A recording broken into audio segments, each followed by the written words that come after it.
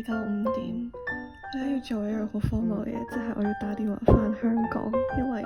我啲同學而家搞緊哆唻咪，然後我想幫佢哋及下動作。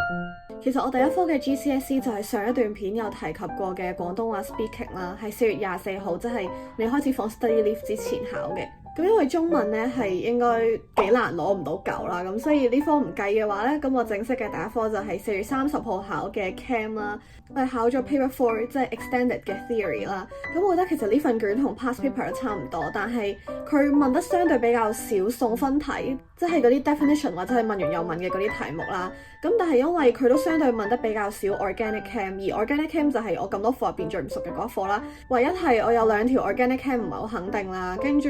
可能有啲 explanation 嘅題目，可能我都冇咁有把握可以攞足咁多分啦。但係 overall 我覺得成份卷都係偏簡單啦，咁所以我係幾有信心嘅。Chem 之後嘅下一份卷就係5月6號嘅 Bio Paper 4啦。我本身考之前咧就諗住 Chem 同 Bio 都係 CIE 嘅 IGCSE 嘛，同一個 board 喎，咁又係同一份卷，咁應該個難度唔會相差好遠啦咁樣。因為其實我 Bio 今次係有少少失策啦，因為我應該擺多少少時間去操卷而唔係去背 notes 啦。咁所以其實最尾我臨考之前做過嘅 practice 同埋我嘅自信心都係比 Chem 低好多㗎啦。跟住正式做嗰份 Paper 4嘅時候咧，我就覺得同我做過嘅嗰幾份 past paper 嘅模式都有少少唔一樣啦，即係都有好多題目係我完全冇做過㗎啦，而佢都問咗好多我冇諗過會喺 paper 4出到咁多，或者冇諗過佢會問嘅一啲 topic 啦。但係好彩嘅係我 one notes 係 one 得幾熟同埋幾 detail 㗎啦，咁所以有好多位雖然我唔係好肯定中唔中到 mark scheme，但我都寫到少少嘢落去啦。同埋同 Chem 一樣，我都係有2條唔識㗎啦，但係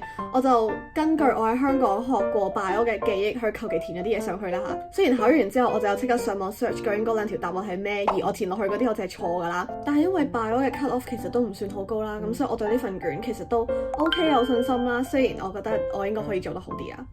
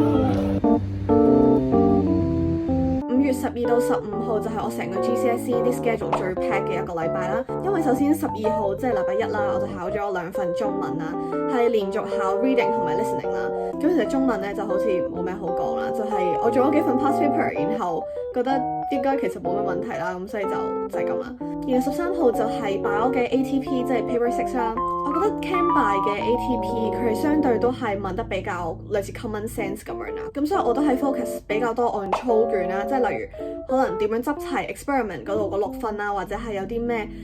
可能 assess 佢 reliability 或者 accuracy 嘅一啲答題嘅技巧咁樣。呢份卷我覺得好好彩嘅係我臨出門口去考試之前，我就有上網睇咗啲 bio 嘅 lab equipment 啦，然後我記得我有睇到一把刀仔叫做係咪叫 scalpel， 然後有一個磨嘢嘅 equipment 叫做 mortar 同埋 pestle 啦，然後呢3嚿嘢都係我喺答卷嘅時候真係有 include 到落去我嘅 answer 入邊嘅嘢啦。然後星期3 14號我就考咗 Geog 嘅 paper 1啦，其實 Geog 真係我除咗 England 之外最 panic 嘅一科啦。我到最尾考嘅時候90分鐘係 literally 由頭寫到落尾啦。我記得我最尾應該係剩翻20秒左右，真係超級驚險啦！但係都好好彩，我有足夠嘅時間去俾我喺每一條 essay 後面都加翻個 conclusion 啦，因為呢樣嘢其實係我做 past paper 嘅時候失分失得最勁嘅位。然後最後15號禮拜4我就考咗數學同埋 Chem 嘅 ATP 啦。數學其實我覺得相對某幾份 past paper 同埋我份 mock 嚟睇係呢一份係幾簡單噶啦。然後 Chem 嘅 ATP 其實算係我操得幾多卷嘅一份啦，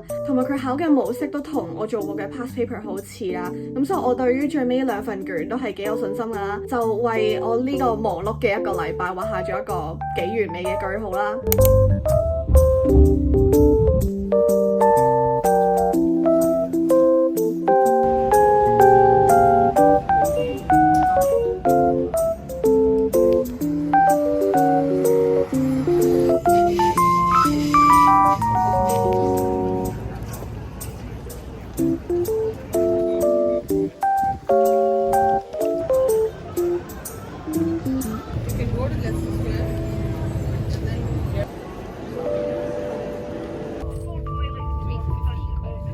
雖然其實考到而家，我嘅 GCSE 已經考咗 around 一半嘅卷啦，which 其實應該係幾值得期待嘅一件事啦。但係因為始終我考嘅都係最簡單嘅嗰一紮卷啦，例如中文嗰啲啦。咁嚟緊仲有 around 1個月左右嘅時間，就係啲卷會相對分得開少少，然後我都會有多少少嘅時間去 prep 每一份卷啦。咁就希望我剩低嘅咁多份卷都可以同我啱啱考完嘅呢一紮卷一樣，可以唔好出咁大問題啦。然後最尾嗰份卷亦都係同我平時做開嗰啲 past paper 差唔多。